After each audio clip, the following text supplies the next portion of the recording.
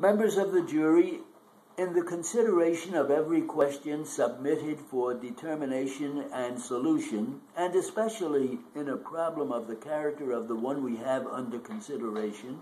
we must always carefully bear in mind that a proper determination and a decision depends upon a rigid adherence and undeviating fidelity to those cardinal principles of law laid down for the determination of rights and responsibilities. There is no room and no place in law for sentiment, for prejudice, or for bias, and especially in an action of the nature of the one which we have now under consideration. We must not, no matter how difficult the task may be, permit ourselves, because of any personal animus, because of any personal experience, because of anything outside of the fact and law, to be governed, affected, or influenced in the determination of the question propounded. Despite the fact that you have given considerable time to the consideration of the questions before you, regardless of the length of this trial, irrespective of the mass of testimony submitted to you, the question before you is an exceptionally simple one, and one, when you do give due consideration to the admonition I have given to you, which should be readily and easily resolved.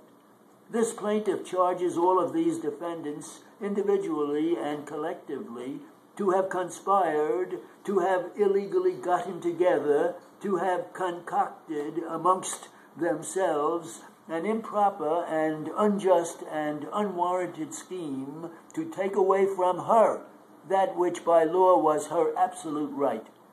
She asserts that these defendants conspired knowingly and willfully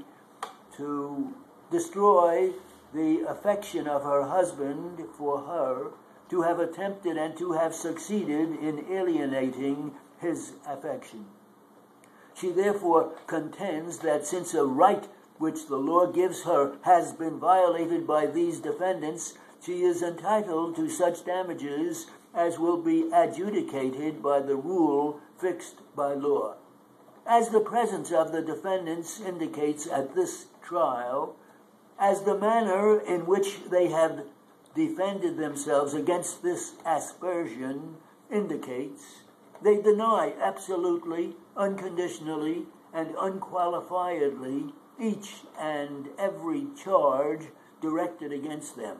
Individually, they maintain that they never did anything, said anything, attempted anything, in any wise influenced anything which could affect directly or indirectly the affections of the plaintiff's husband. Collectively, they maintain that there never was anything in concert between them, nothing ever arranged directly, actually, materially between them, which tended to, and which did, in any wise procure the alienation of the affections of the plaintiff's husband. We are therefore confronted with a clear-cut, well-defined, easily understood proposition. There is no difference between these individuals which is not clearly apparent.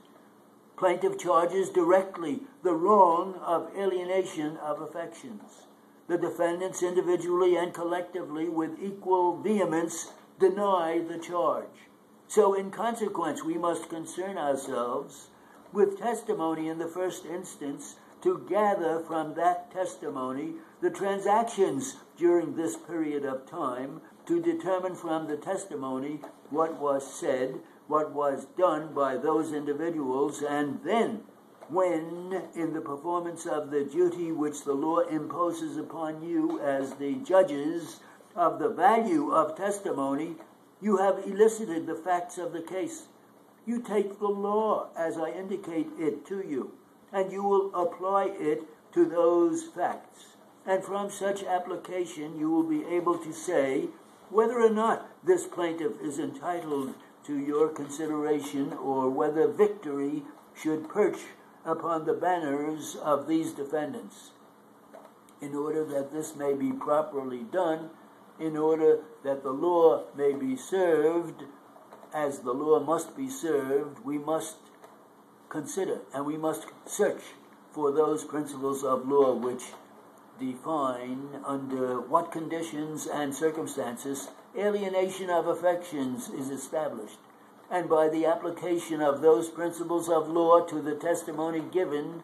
at this trial, whether or not alienation of affections in this particular instance has been established.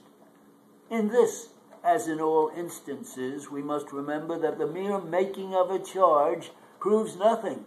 The mere fact that an individual charges another with a wrong does not mean that the individual so charged must be presumed to have done a wrong. When a charge is made, the law places the responsibility upon the individual who makes the charge to establish that charge, and so, when this plaintiff charges these defendants with alienation of affections,